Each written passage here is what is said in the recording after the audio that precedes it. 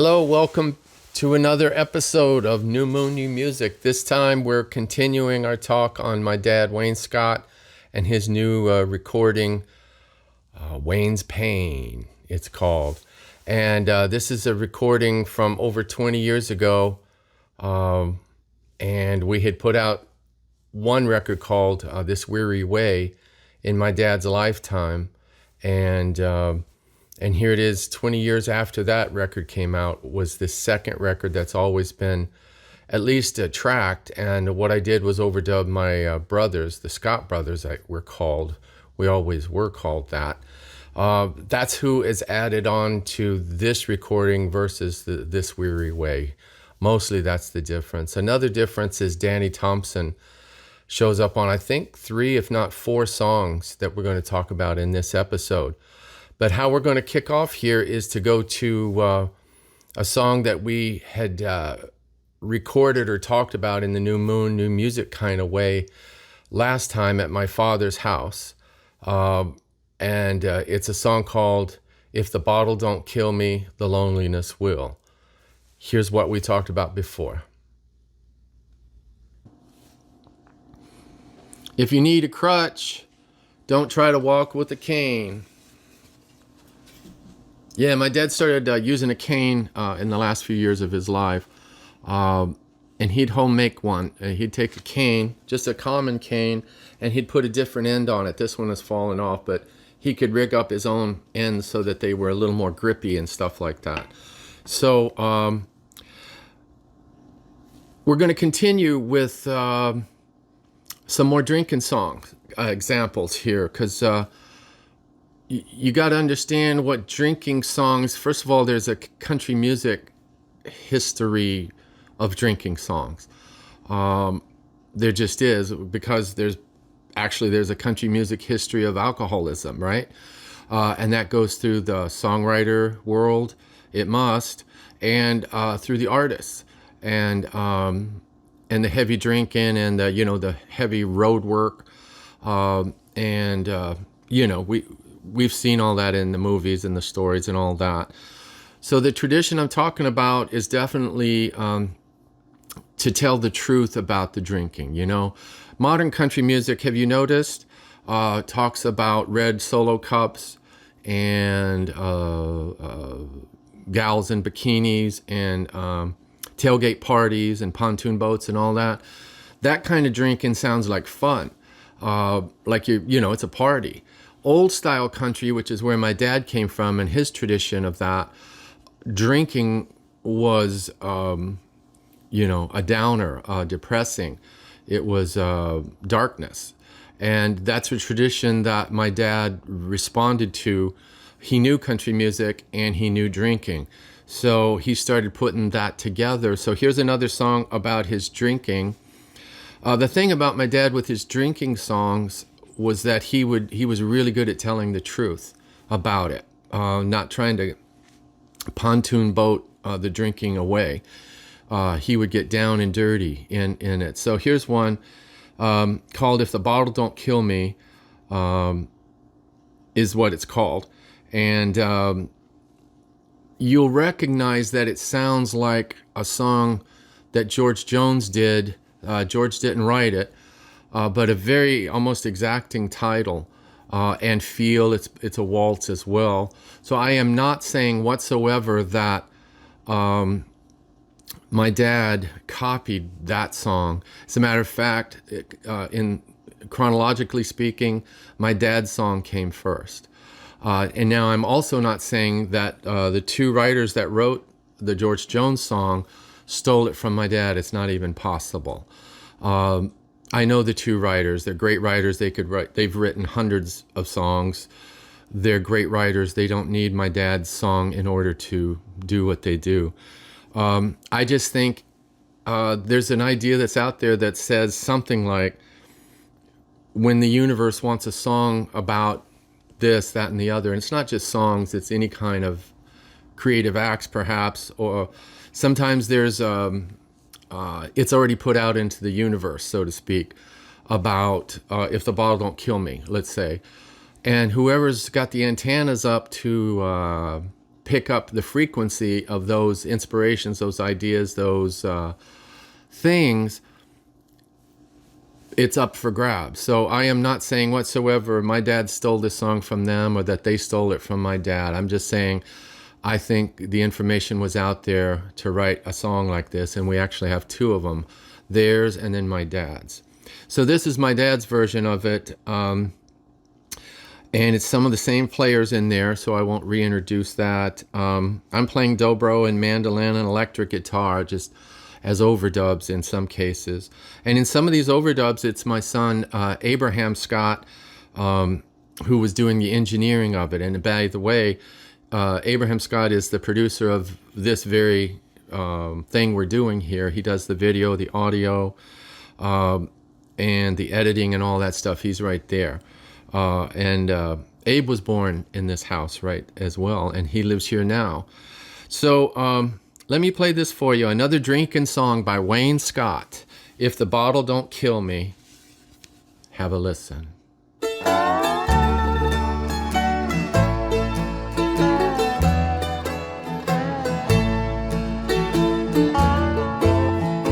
bar room is empty. It's time to go home. The jukebox is playing the last drinking song. The sign in the mirror says cold wine for sale. Again I'm reminded of the first time I failed. If the bottle don't kill you, the loneliness will. The pain in my mind says please drink until I'm no more reminded of a fact that is real. If the bottle don't kill you, the loneliness will.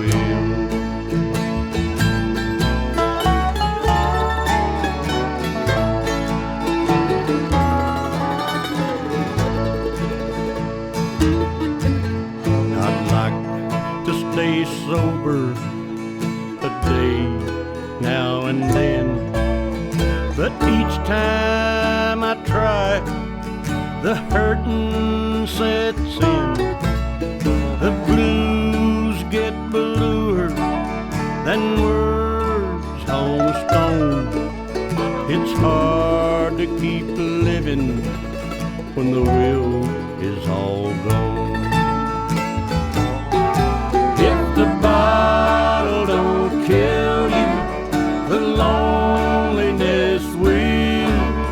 The pain in my mind says please drink until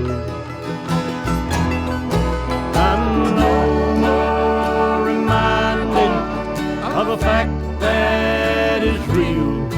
If the bottle don't kill you, the loneliness will. If the bottle don't kill me, the loneliness will.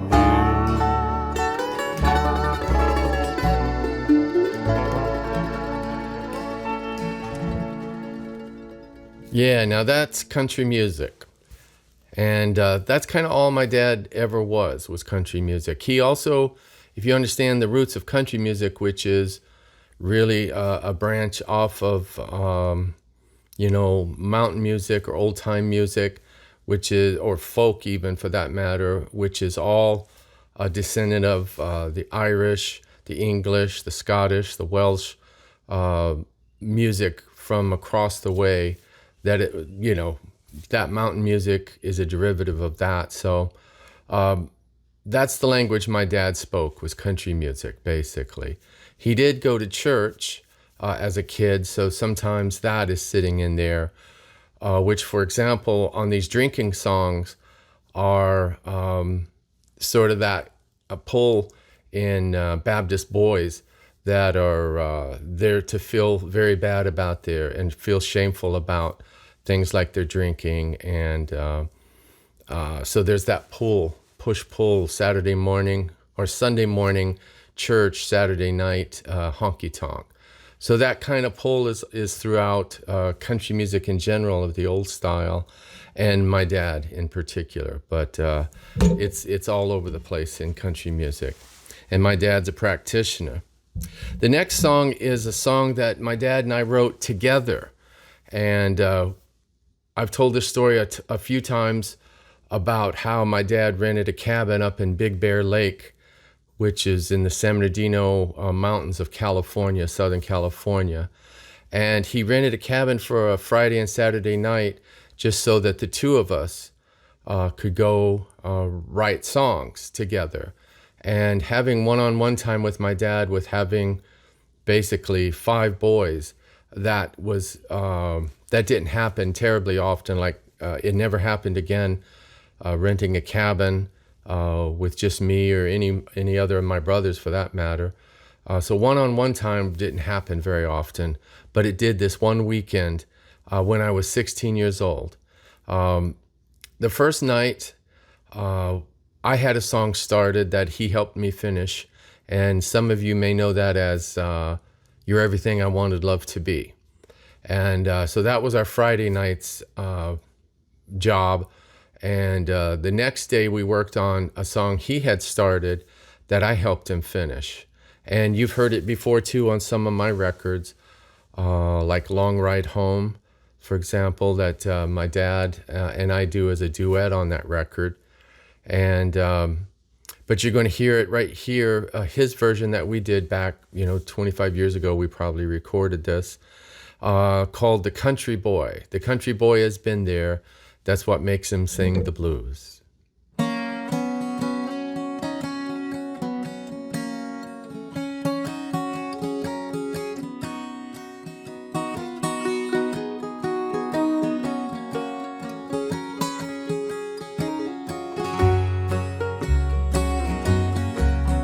Did you ever have a nickel and wished you had a dime? Did you ever try to search your soul but could not find your mind? Did you ever lay your body down with someone that don't love you? The country boy has been there. That's what makes him sing the blues. It's not the drink you bought him, it's not the tips you gave. From the rocking of his cradle to the covering of his grave, you'll never know the loneliness and sorrow he goes through. The country boy has been there. That's what makes him sing the blues.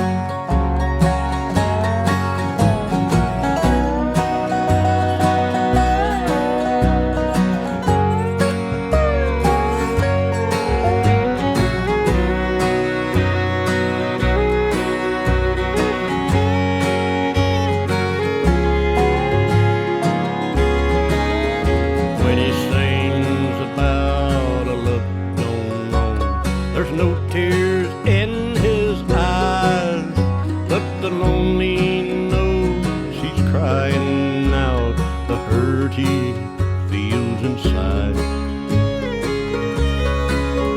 He's singing to their broken hearts. That's all that's left to do. The country boy has been there.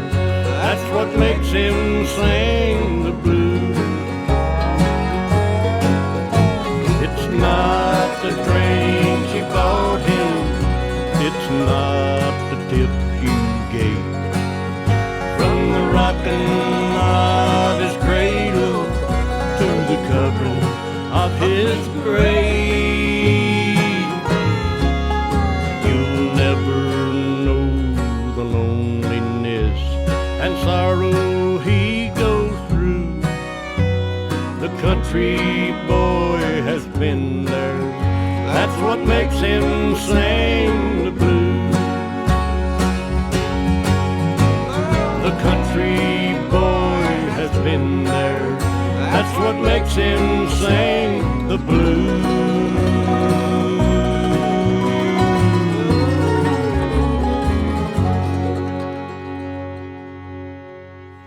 So some could ask the question, how could I write songs like the country boy lyrics in there, that are pretty honky-tonk bar, kind of down and out blues feeling and all that kind of stuff. And basically my response is, and I was 16, first of all, I wrote it with my dad, so it wasn't all on me. The other part is, if you come from a country music background, or even a mountain music background, bluegrass, anything like that, there's the murder ballads that are throughout those musics, early on especially. So as I always say, I wrote my first murder ballad at 12 years old.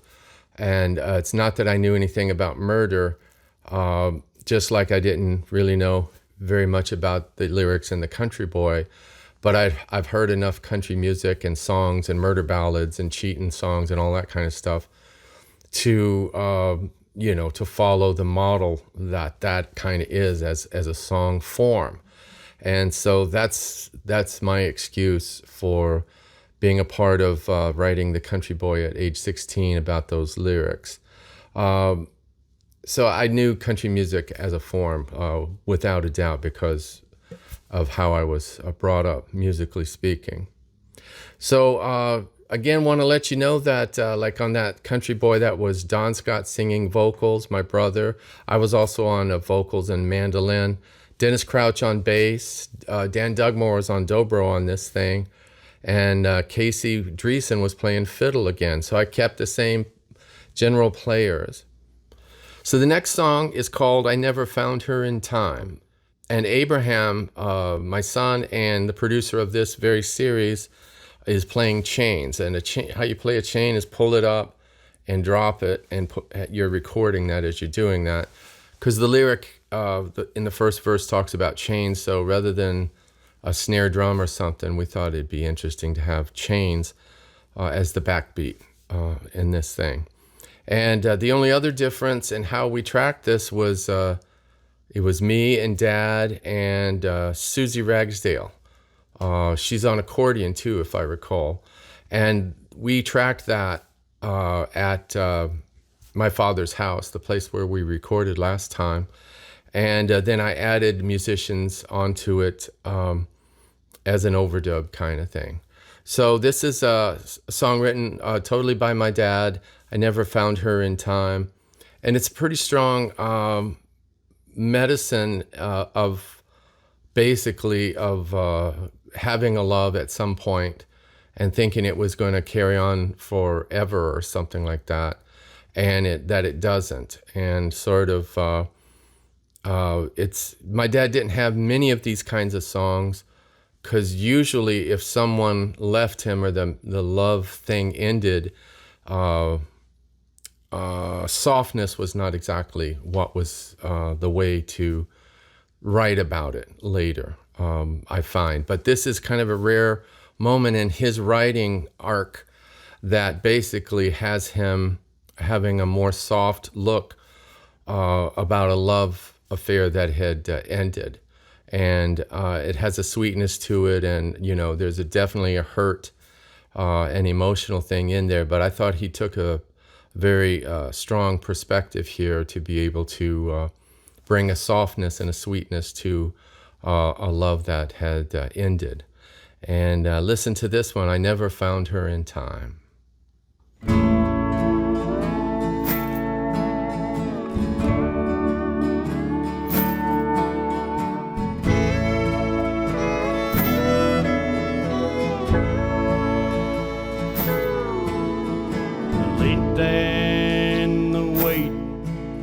These chains that I'm dragging always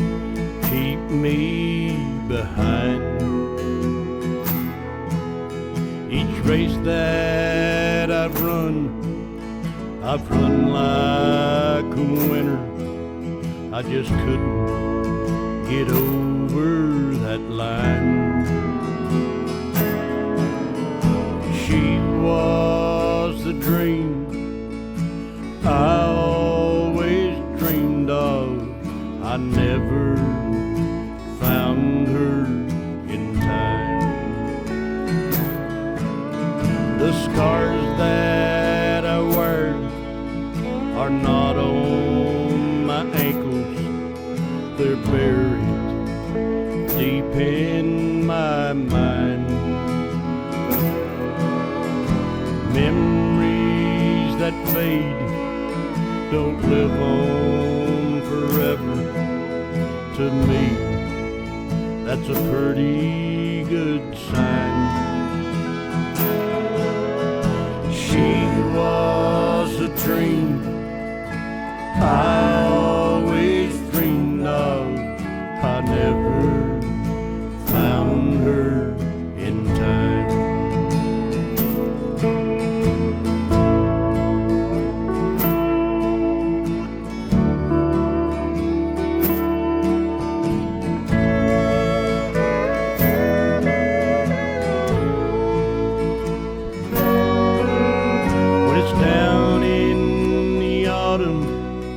I get kinda lonesome. I never took what was mine.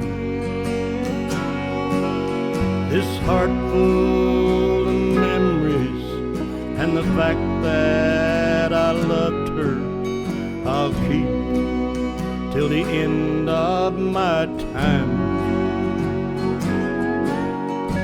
She was a dream I always dreamed of.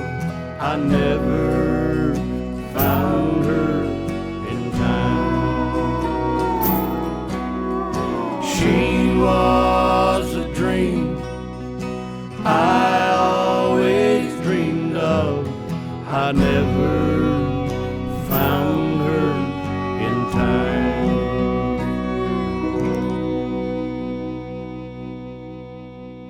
So these next songs, I think we'll just play them maybe back to back. Might be a good way to do it, because it's kind of, it's the same recording time where I sent Miles Wilkinson, my engineer at the time, and Miles has got his start in engineering up in Canada. He's a Canadian, and working with Brian Aherne. He was Miles was even the acoustic guitar player in Anne Murray's band back in the 70s. A little known fact, Miles was in Anne Murray's band when Lenny Breau, the great, amazing guitarist, jazz guitarist, and everything else, was also in the band. So most people don't know this about Lenny Breau, that he was a sideman for Anne Murray for a little while Miles was the acoustic guitar player. And Miles went on to move down to LA when Brian Aherne moved down there and started the Enactin truck, which is a mobile recording truck that is really kind of famous in sort of the California roots music kind of history. All the early Emmylou Harris albums were recorded in the Enactin truck. And Miles, by the second Emmylou record, I think it was part of that sound team.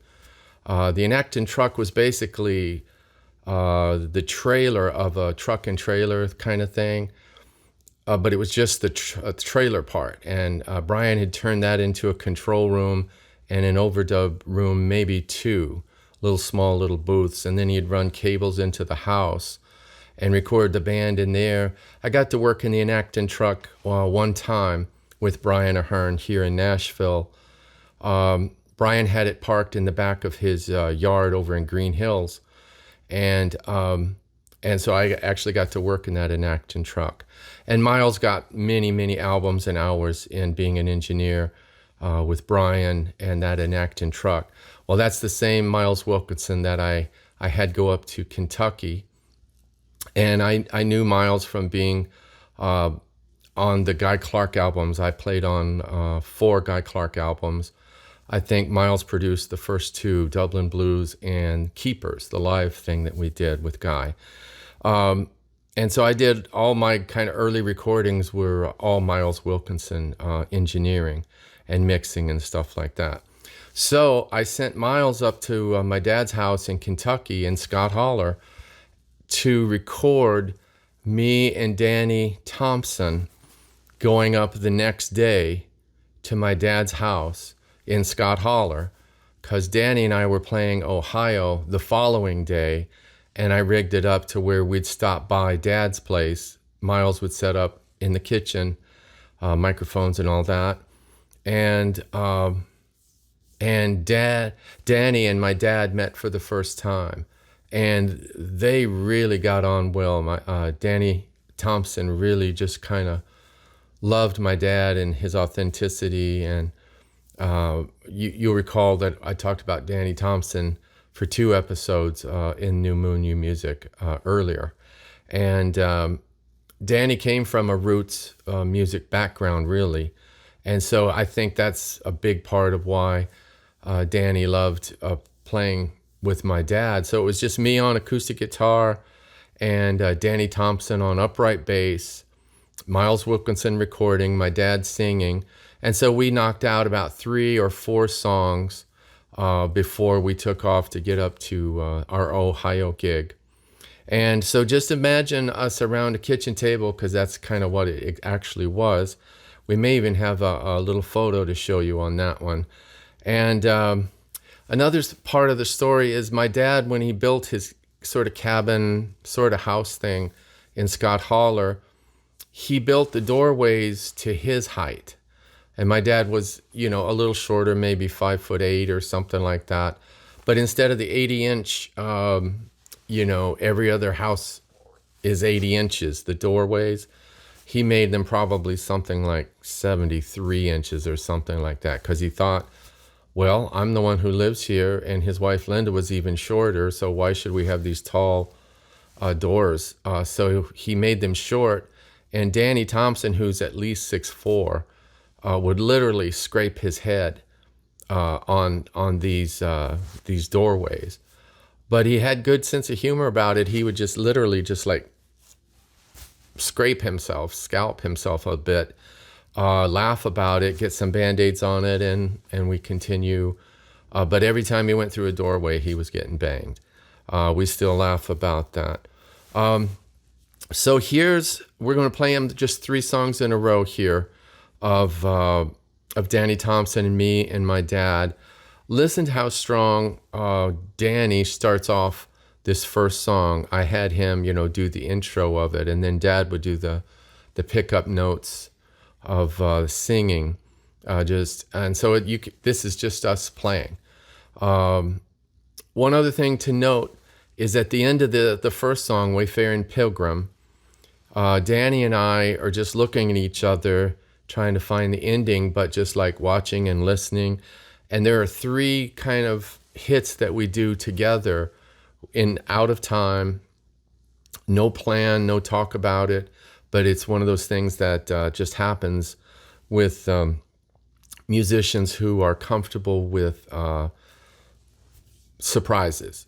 And you could call it improvisation, but surprise is probably, I think, a better way to say it from my point of view. So watch out for those surprises from those 3 hits from me and Danny Thompson. And we're just making this stuff on the spot, and so is Dad as a singing. And so we're going to play these 3 in a row. Wayfaring Pilgrim, When God Comes to Gather His Jewels, and A Picture from Life's Other Side. 2 of those are Hank Williams, and the Wayfaring Pilgrim is public domain traditional. Here we are live from Scott Holler, Danny Thompson, me, and my dad, Wayne Scott.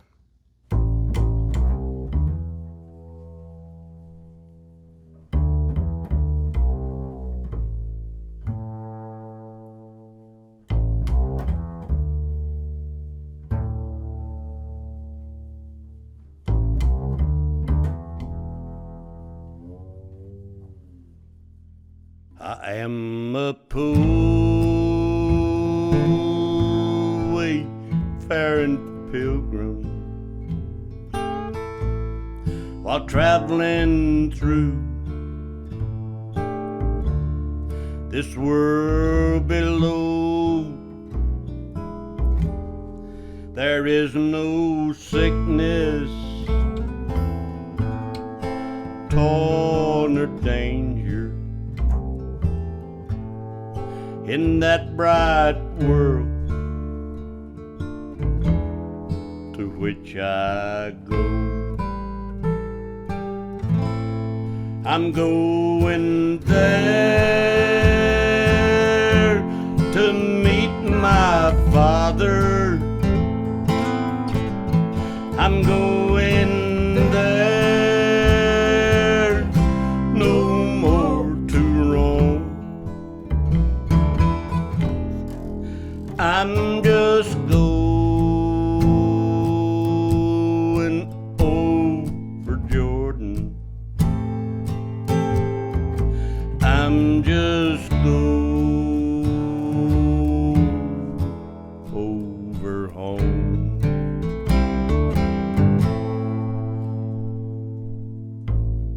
I know dark clouds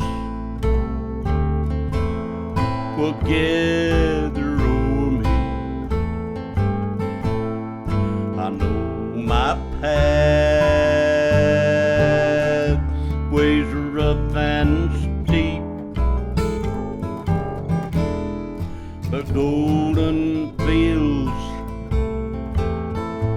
lie out before me.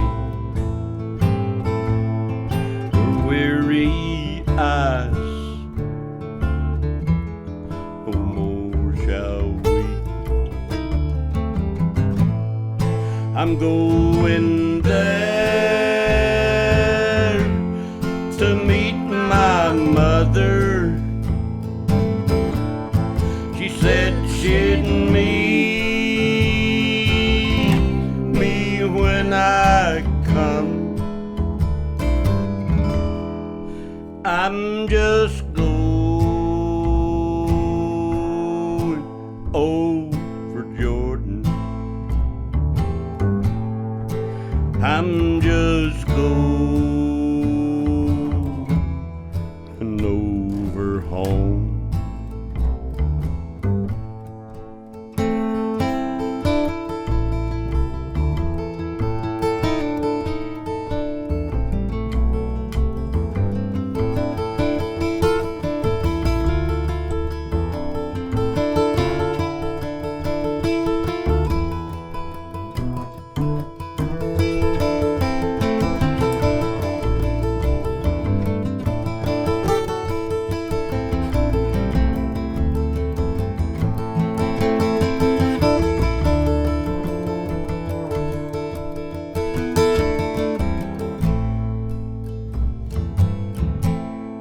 I'll soon be free from every trial. This form will rest beneath the sod. I'll drop the cross of self-denial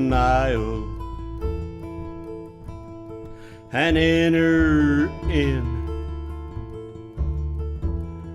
my home with God. I'm going there to see my Savior, who shed for me his precious blood. I'm just going over Jordan. I'm just going over home.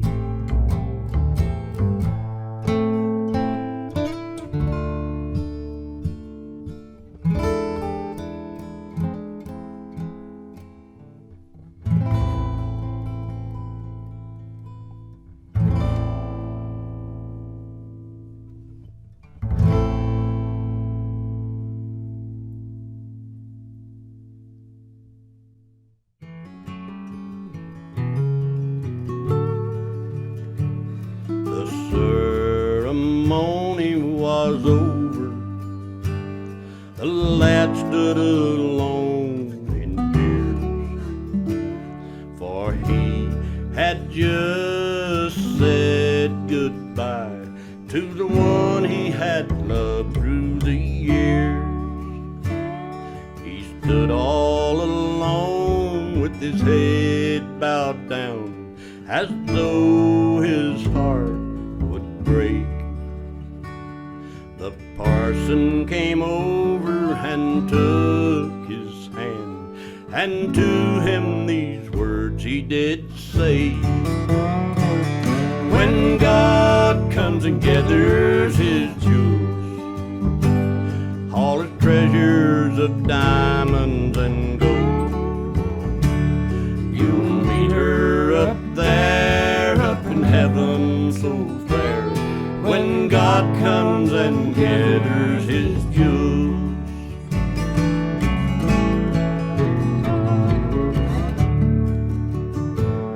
Each night when the pale moon is shining, you can see this lad all alone, with his eyes lifted toward heaven, repeating these words he was told: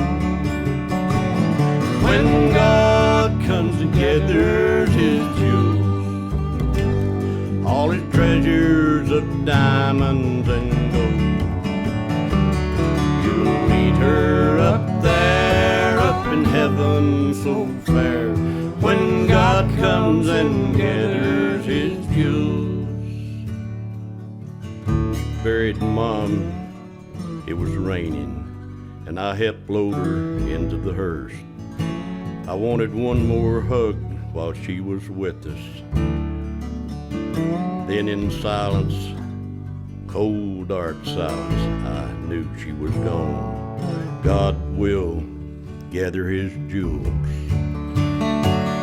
When God comes and gathers his jewels, all his treasures of diamonds and gold, I'll meet her up there, up in heaven so fair, when God comes and gathers his jewels.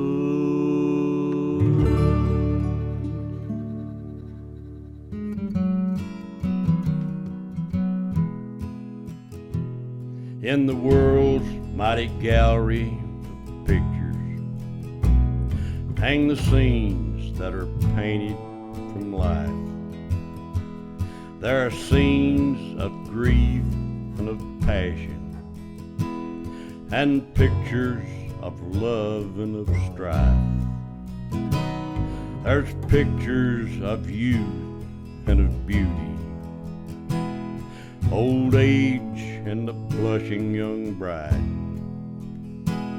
They all hang on the wall, and the saddest of all are the pictures from life's other side. 'Tis a picture from life's other side.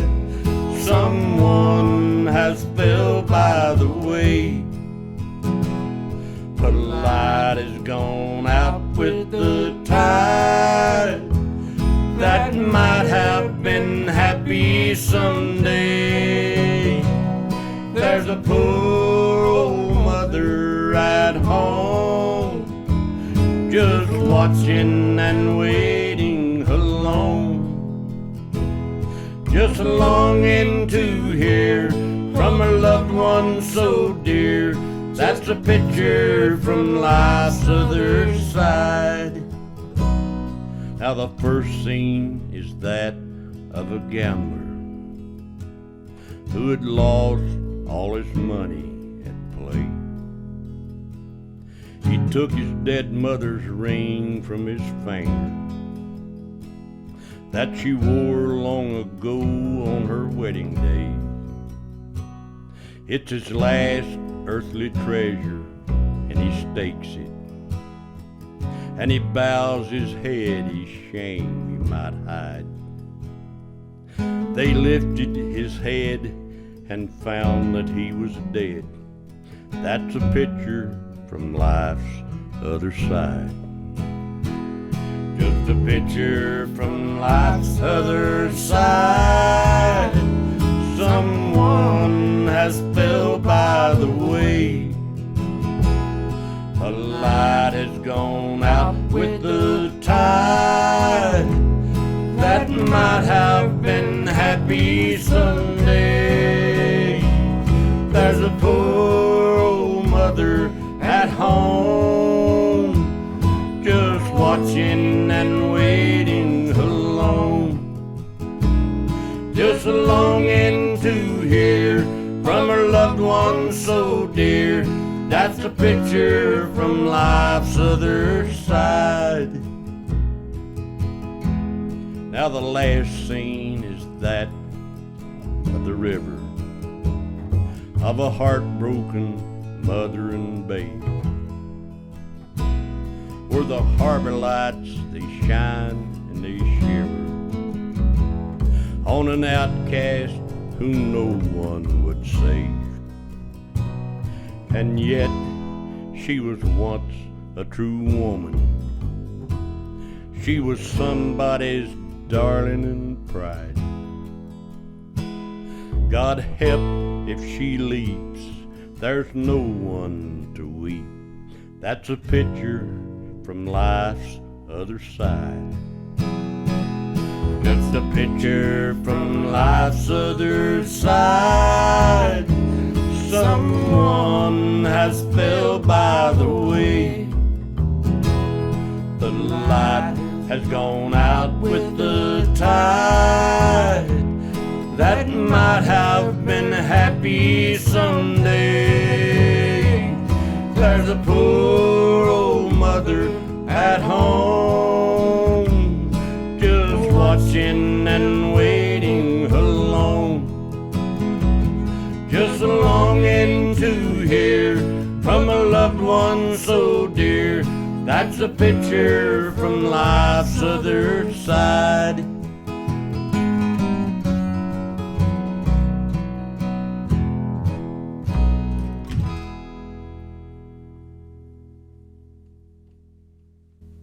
Here we go. Waffle. What's a couple of damn good ones there?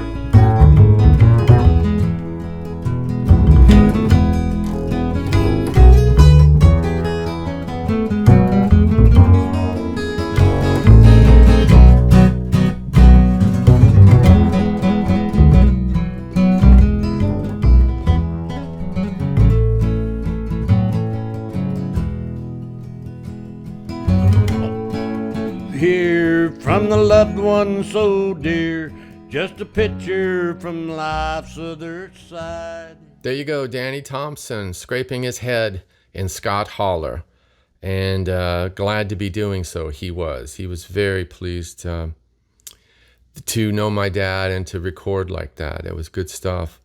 I wanted you to note that in When God Comes to Gather His Jewels, and when I did my Hank Williams record, which was Daryl Scott Sings the Blues of Hank Williams, I had When God Comes to Gather His Jewels, basically the same track that you just heard, except I added Steve Kahn on B3 in the Hank record, because every other song had B3 from Reese Winans, and I thought, well, the song I'm going to have Dad do in there should also have it. So on this, I didn't have Steve Kahn play.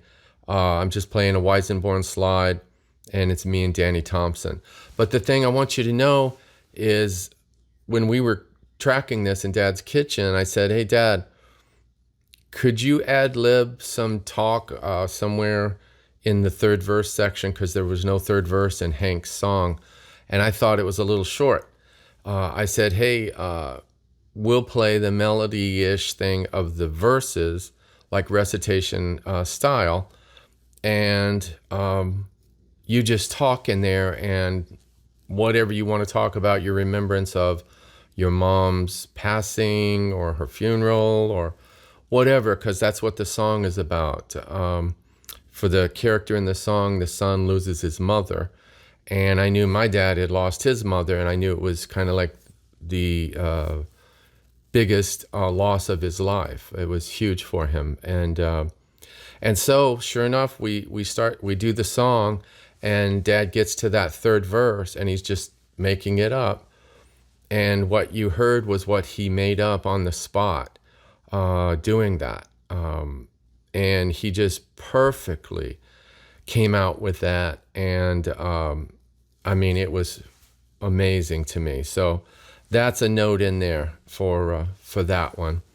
And how we ended there was a picture from Life's Other Side. That's another Hank Williams from the Luke the Drifter kind of era of Hank, which was really morality type stories, deaths and dark side of life and recitations. And on the Luke the Drifter record, it has, an organ, sort of like a funeral organ, swelling into songs and out. And it's very dramatic for, if you consider, Hank Williams' hot career at the time, for him to do a very different style of record. And MGM, his record label that he was signed to, did not want to associate this new thing that Hank was doing, which is recitations, that they didn't want to release it as Hank Williams, so they released it as Luke the Drifter.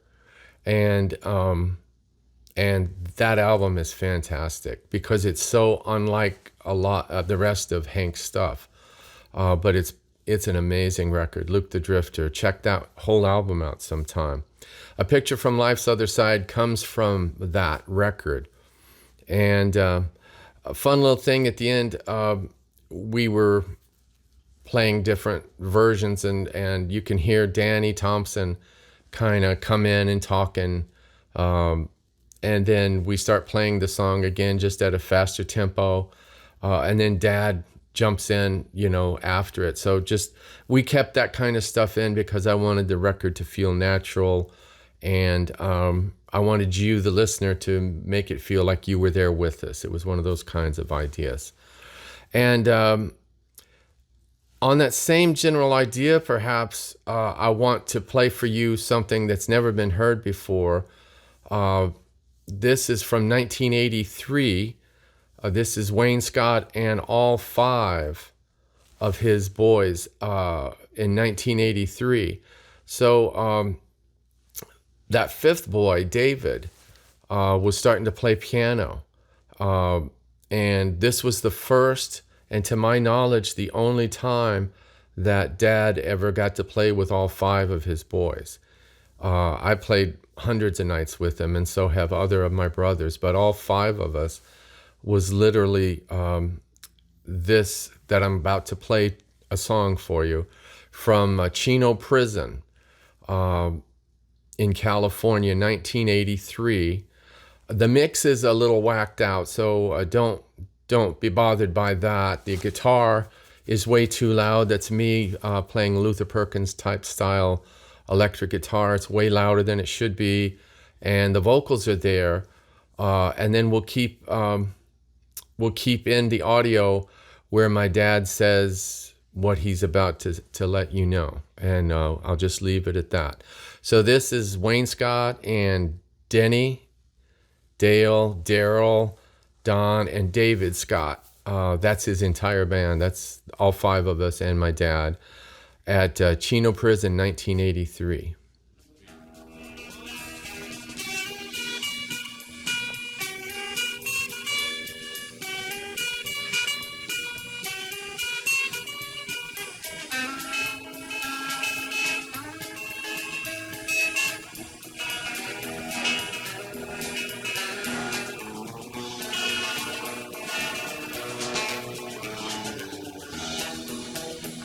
They freed me from this prison. If that railroad train was mine, I bet I'd move it on a little farther down the line.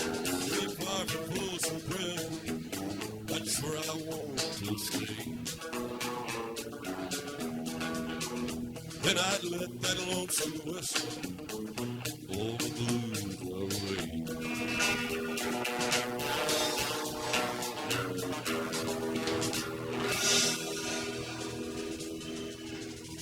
Thank you. Thank you very much. Okay, you don't have to listen to me sing all that. Everybody sings, and here's Denny Scott to entertain you. My eldest.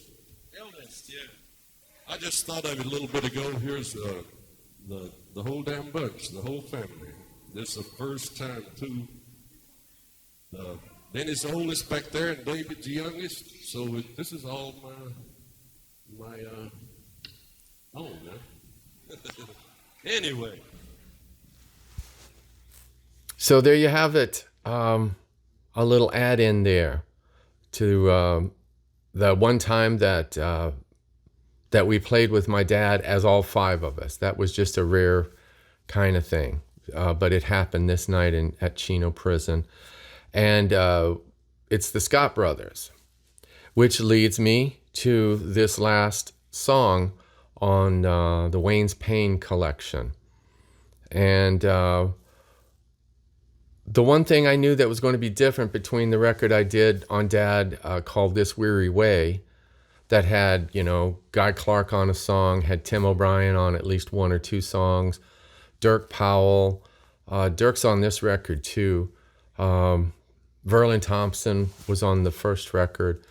But the difference I wanted on the second record was some of the same musicians like Dennis Crouch, Dan Dugmore, Dirk Powell on a couple of things, Casey Dreesen on fiddle on both albums, and I was on playing on most everything, of course, too. The difference, though, was that I wanted this second record to have more of have my brothers, like all five of us, singing and playing on it. And so this record has that, with background vocals, sometimes electric guitars. If you hear drums on this record, that's my brother Dale on at least, say, 3 songs, I think. And what I did was overdubbed all of that after Dad had passed. And I got us all together in Vegas because all my brothers lived basically in Southern California. One brother lives in the Vegas area. And Vegas is something, Southern California folks can get to easily enough. So I put together a session in Vegas to do these overdubs with my brothers. And the last thing we did there, I had us do I Still Miss Someone by Johnny Cash. So the thing about the Johnny Cash I Still Miss Someone is that was the song my grandfather, my dad's dad, Green Scott, and that's Green without an E, when his wife, Mary, my grandmother, my dad's mom, died, Green always wanted to hear Wayne sing I Still Miss Someone, and it seemed quite obvious who he was missing. And so what I mean to say about that is that song I Still Miss Someone goes back to my grandfather missing his grandmother. So that song has always been more like a folk song to me, if you consider folk songs being things that get passed down generation to generation, fiddle styles that get passed down, fiddle, in generation to generation, banjo styles, singing styles, harmonies. So I Still Miss Someone is a folk song to me, and it's a family song with a thread that runs from Green Scott to Wayne Scott to me. And I do the song quite a bit. I've recorded it like live in NC record. So it's one of those. And so at the end of our Vegas session, I rigged up an a cappella version of I Still Miss Someone with Denny Scott, Dale Scott, me, Don Scott, and David Scott. And we sang a harmony and rigged up, one brother takes lead here, another one there, and to where we all got a lead part and we all sang, me and Denny trading bass, singing the bass notes on it. So it was one of those kinds of things, no instruments, just a cappella. And so that's how we end this recording of Wayne's Payne, is I Still Miss Someone by the Scott Brothers. At my door the leaves are falling, the cold wild winds will come. Sweethearts walk by together, and I still miss someone. Will I go out on a party and I look for a little fun, but I find a darkened corner, 'cause I still miss someone. No, I'll never get over those blue eyes. I'll see them everywhere.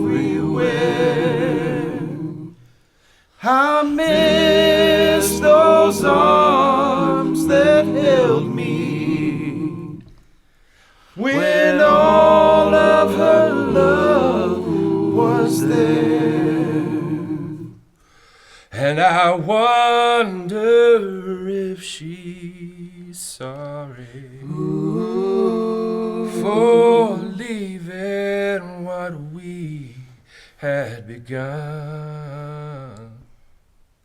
There's someone for me somewhere,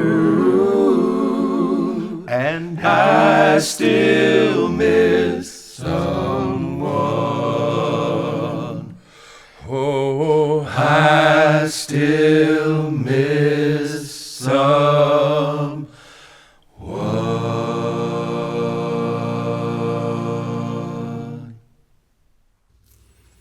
So there you have it.